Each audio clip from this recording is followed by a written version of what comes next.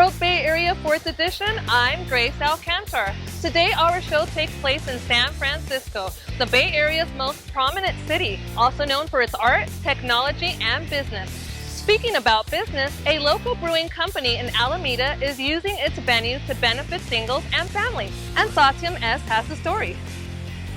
This is a safe environment for nerds and geeks, and I will geek out with them on just about everything. I mean, we got my Zelda, so yeah. Get ready to indulge your palate at Alameda's newest brewing house, the Alameda Island Brewing Company. We're not an actual bar, we're a tasting room. Matt was a home brewer for about 8 years, and my sister did not pay attention to his hobby and his passion, too closely, and this is kind of what happens when you don't pay attention to the hobby. He opened up a brewery. Where you can find a different line of variety original drinks. We try to remind people that there's more to the world of beer than West Coast style IPAs. And never have to drink, play, or celebrate alone.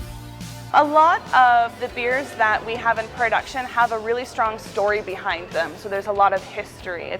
Some of them are more of a conversation piece. With such variety of beers, there are plenty of options to have fun and enjoy the great taste of these various drinks. My sister and I are third generation Alamedans, so we're really tied to the community and being a part of it. We base a lot of our beer names off of places here in Alameda. So we have a Neptune's Pale Ale, we have an IPA called the Alameda's IPA. We just released a new Encinel IPA. It's named after the school and the street here in Alameda. We have a Doolittle, which is an American Imperial Red named after James Doolittle. There's an Otis IPA. Most people think it's named after the street or the the middle school, but it's actually named after my uncle's dog, who was Otis the Wonder Dog, who actually worked here on Park Street, and he was featured in a animal TV show back in the late 80s, early 90s. He used to pull parts from Lee Auto Supply, so that was Otis the Wonder Dog. In addition to enjoying the great taste, you can also do the tour of how these drinks are made. Here is Matthew to give us a short tour of the brewing process. So when the beer's ready, we both start the process and end the process back in this warehouse area. But this is grain storage. Everything comes in sacks, depending on what we're building. This is where the base recipes for the beers start. So what we're gonna do is we're gonna crack it to gain surface area in this mill, and then it goes up this tube here, and it's run by a motor on top of the brew house, and it just kind of spins and pulls everything up this tube. Is we know exactly what temperature we need to be at to activate which enzyme, which is going to build what sugar in the profile of the beer we're trying to make. So we do a little bit of a calculation, and we figure out exactly how much heat loss we're going to get from the grain. And we want to be at 1 quart per pound. So we know exactly what the temperature of the water needs to be in there at a certain level, so when we dump the grain, we're right there at that temperature we need to be. Once we're at the pre-boil volume, the first thing we're going to do is we're going to wait for it to start to boil. Concentrated sugars will sit at the bottom. It's kind of stratified in this tank as we're pouring in, so we have to mix it, so we'll actually wait for it to start to boil. So we're going to boil for an hour. Once that's done, we add hops in the beginning of the boil, we get more bitterness. Later in the boil, more flavor and aroma. We let it settle for about 20 minutes. It'll create a nice mound on the bottom, and we can actually draw what we call young beer now off here, nice and clear. That's our first stage of clearing the beer. Next, we're gonna actually try and get it to one of these fermenters here. That's why this hose is here. So after we get it in here, the first thing we're gonna do, we climb up to the top if it's a fresh pitch. This is a fresh pitch of yeast. We can use, depending on the yeast and how often your brew schedule is, you can get up to about 16 generations. And that's pretty much it. After she's done, we'll force carbonate up to, depending on the beer, anywhere from 1.1 to about 2.5 atmospheres. Very rarely do we go above that. Maybe with the Hefeweizen we go to about 3 atmospheres. The counter pressure system here, so we can actually fill kegs under pressure, so that way the CO2 doesn't come out of solution. That's how you fill a carbonated liquid. And we just use a coupler that we've actually just ripped all the backflow preventers out and kind of rigged it with valves, so that way we can get the beer out without decarbonating it and making it flat. On our dry hop beers, like our Fruitvale Pale here as well, we use a stainless steel mesh screen that we can sanitize. And this will catch any of the hop particulate matter, so they didn't make it into the keg. And so when you go to an account or a restaurant, they're not pouring chunks of hops out. It's kind of unsightly, even though there's nothing wrong with it. But aesthetics is a big part of making beer. And after she's in the keg, we go right back to the cooler where we were at. I think that's it. Not only you can have this amazing tour, this is also a cool hangout place where you can bring your friends and family and enjoy a nice time drinking or indulging in different activities. We have a very wide variety of clientele that come in. We have a lot of young folks who come in fresh out of college or coming home to see their families. And we have a lot of families that come in, a lot of young families with children, a lot of older families, people from the community just out for a stroll.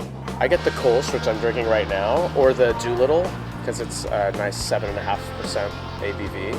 Oh, it's a good chance for people to sit in a relaxed environment and talk to each other without like a lot of loud music or hype around it. Just, again, laid back. You can have conversations with people. We've met a lot of people here, I think, over the last year and a half that we've been coming here.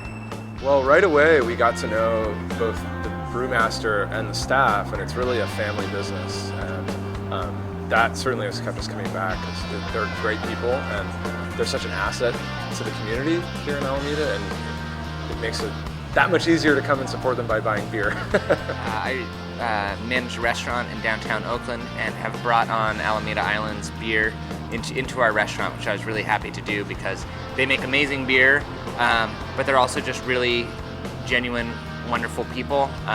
And you know, Mike and Jenna primarily make the beer. I think it's Jenna's father, Steve, does a lot of their distributing, and they give really excellent service to work with us and do, you know, help us out however way they can. So it's really nice to be able to help out a young brewery, and it's really nice to see the little guy making a great product and being successful at it.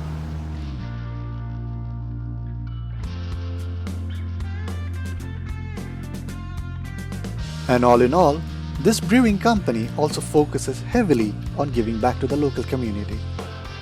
We did a Relay for Cancer race fundraiser.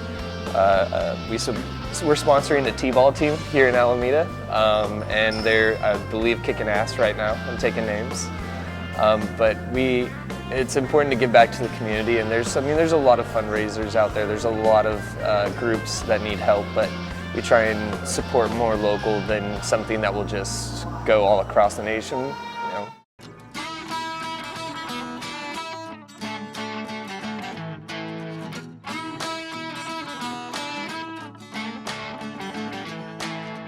So who doesn't want to be in such awesome place where you can get informed, enjoy a variety of brews, and spend a lovely time with your loved ones? Coming up next, learn how the bond between humans and animals is changing lives.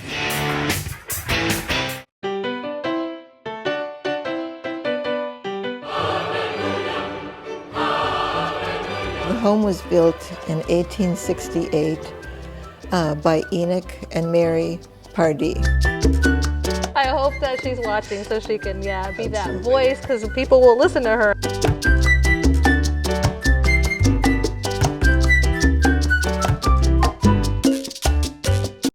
The relationship between animals and people has always been important. Today, the Marin Humane Society is using this bond to not only improve the lives of animals, but the lives of people, and it's all being accomplished through some very special programs.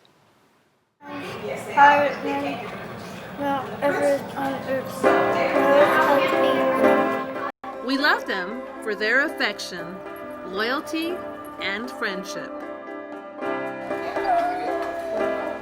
Truly, the bond with our pets is very special.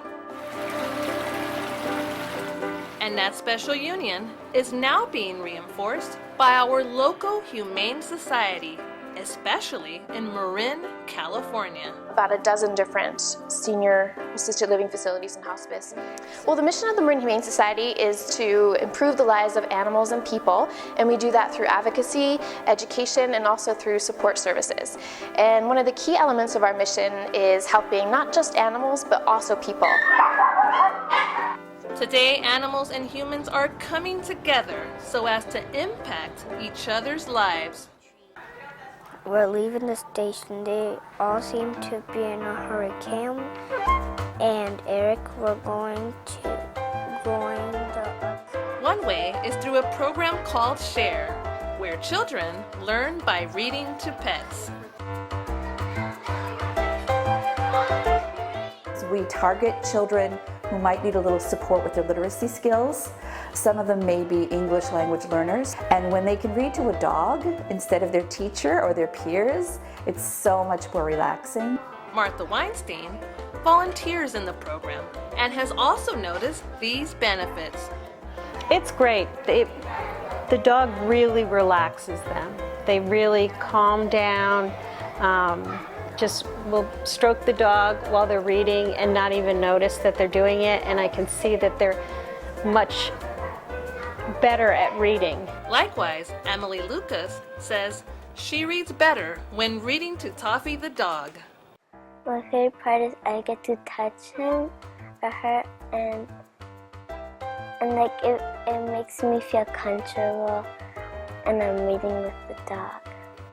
As for dogs like Toffee, they too enjoy the love and attention they get from students. Another program that unites animals and people is Pet Pals, in which seniors get to socialize animals for adoption. Oh, I love working with the animals. It's the best. But what's really important to me is not just the animals, but it's the animal-human bond. Margie Wade also enjoys the satisfaction she gets from working with cats. They make life more interesting. They make life relaxing. I mean, this kitty is doing as much for me as I'm doing for this kitty.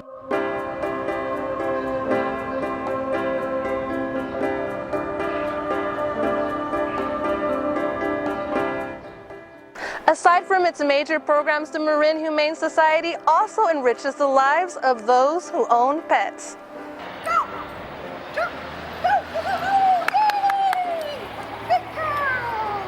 One of those pet owners is Leslie Lava, who is learning to connect with her pet through agility training. I've noticed she's gotten, as I mentioned, she's a puppy, so she can get a little rambunctious, but she calms down more, and we definitely work more as a team.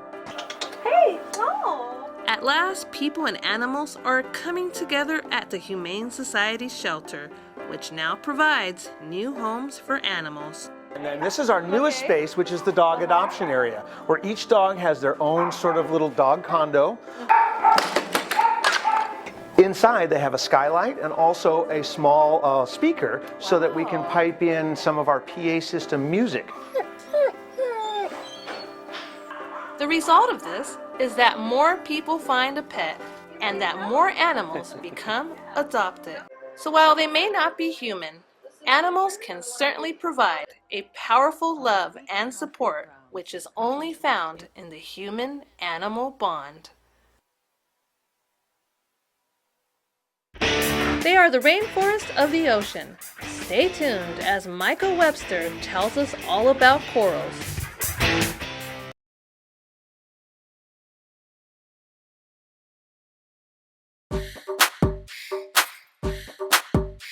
Get up. Get up. Get up. Nacimiento es como yo digo yes, tú no tienes que tener límites. De nacimiento es como yo digo yes, tú no tienes que tener límites.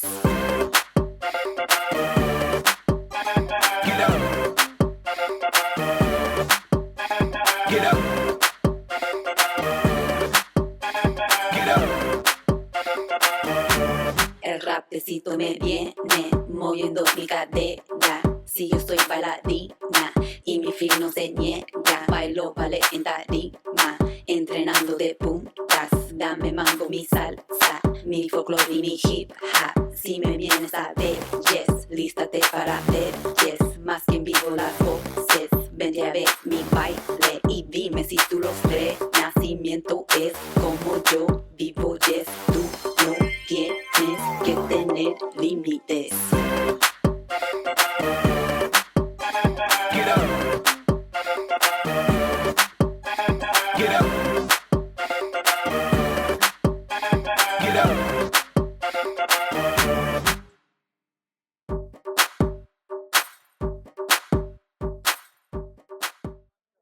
The Bay Area is a wonderful place to experience ocean life. In fact, it is a home to many coral reefs. According to Michael Webster from the Coral Reef Alliance, corals are essential to human life, and we got to talk to Michael Webster right here in the studio.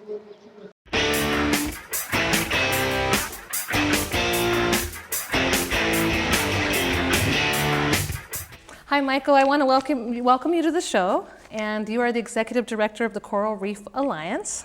And so I guess the first thing I want to start talking about is what are coral reefs and why are they so essential to human life? Sure. Well, first of all, thank you for having me here. Coral reefs are a kind of ecosystem that live in shallow, warm waters in the tropics. And as the name implies, they're really based on corals. And corals are kind of unusual animals. People don't even necessarily think of them as animals because they look like rocks. And the coral animal grows on the bottom in shallow oceans. And when it grows, it uses sunlight to make energy. And part of the process of growing means making its own skeleton. Its skeleton happens to be made out of calcium carbonate, which is what we think of as a rock, as limestone. And so as corals grow, they build up a rocky reef. That rocky reef that the corals build is the coral reef.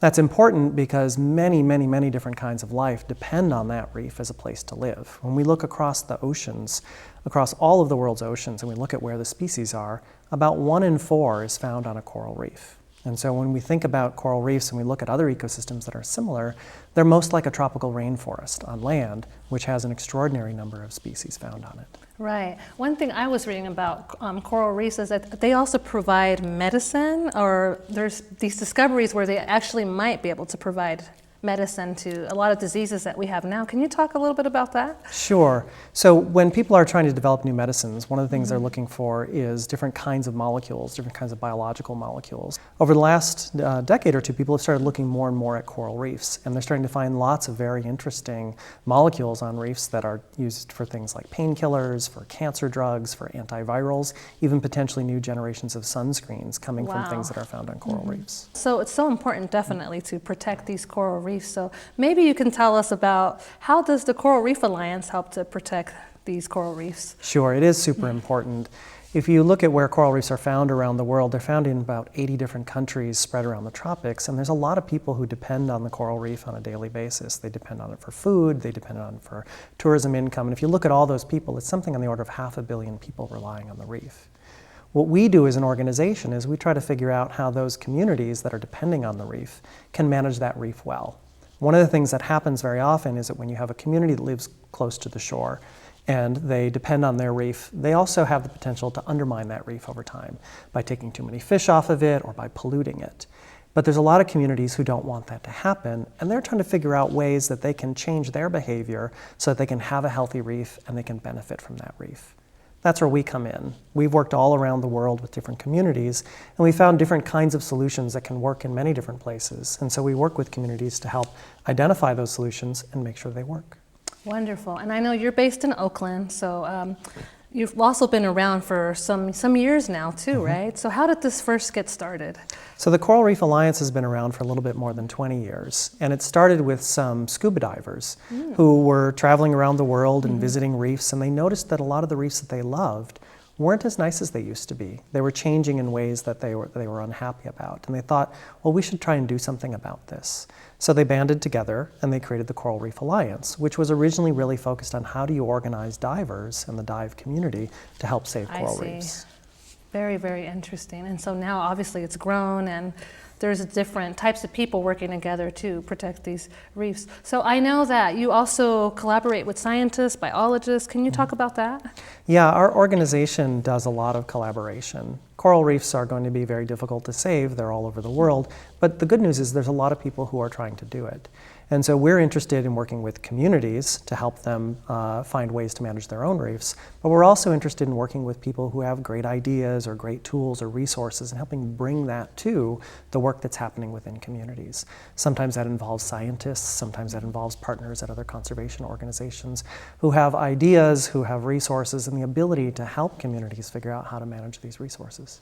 I think that's great. The other question I wanted to ask too is, now the coral reefs are also home to different types of marine life. Can you talk about that?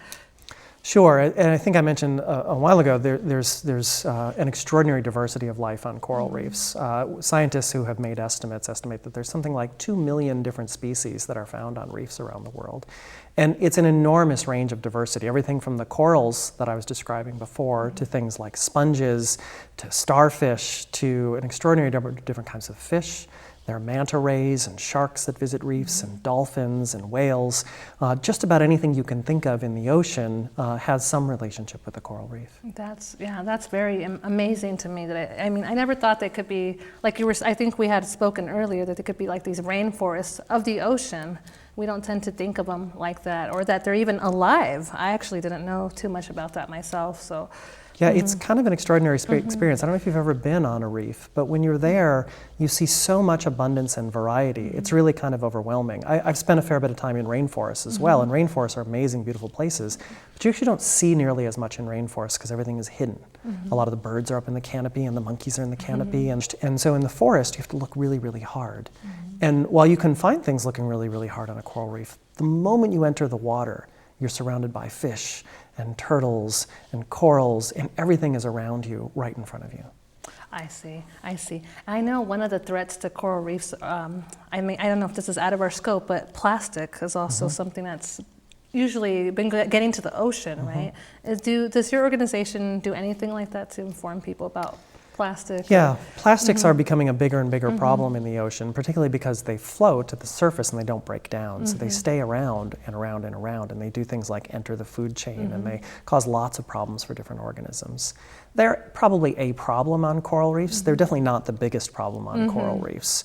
Pollution, plastics pollution is not good for a reef, and there's some evidence that little tiny bits of plastic, when it breaks down, can get inside corals. But beyond that, we don't worry about plastics as much as we worry about some other things. The kinds of things we really worry a lot about on reefs are things like overfishing, things like pollution, particularly nutrients and sediment, dirt and things getting into the water. And we also worry about a lot of the changes that are happening globally. Things like the oceans getting warmer, things like the oceans getting more acidic.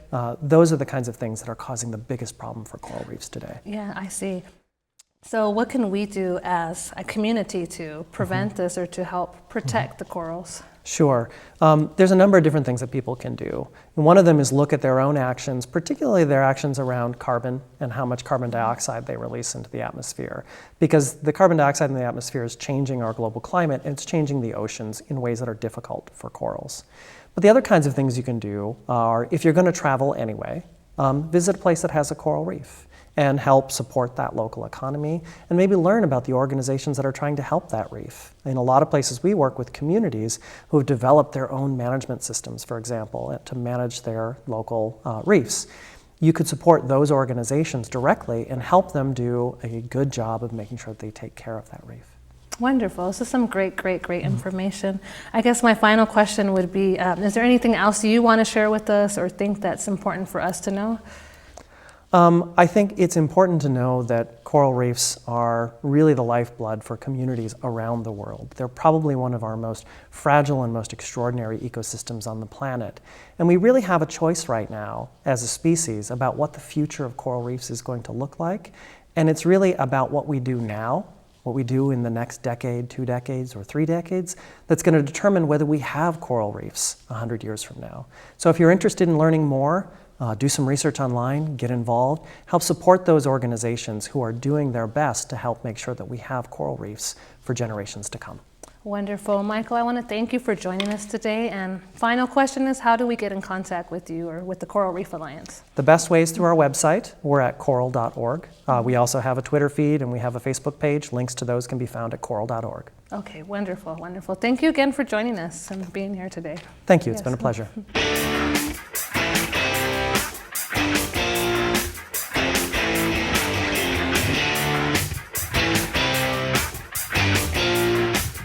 Thank you for joining us on this edition of Your World Bay Area. Please join us next time as we present to you more unique Bay Area stories. Thank you and come visit San Francisco.